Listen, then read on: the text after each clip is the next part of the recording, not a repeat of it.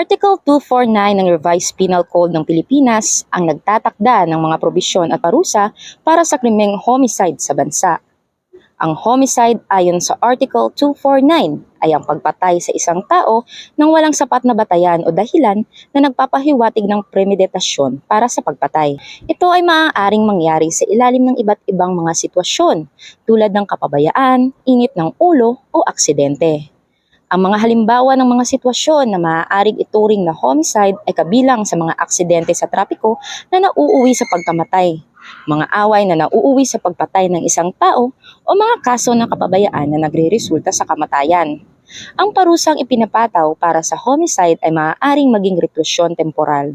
Ang haba ng sentensya ay maaaring mag-iba depende sa mga pangyayari at iba pang salik na kinasasangkutan ng kaso. May mga sitwasyon kung saan ang parusa para sa homicide ay maaaring mabawasan depende sa mga kondisyon ng krimen.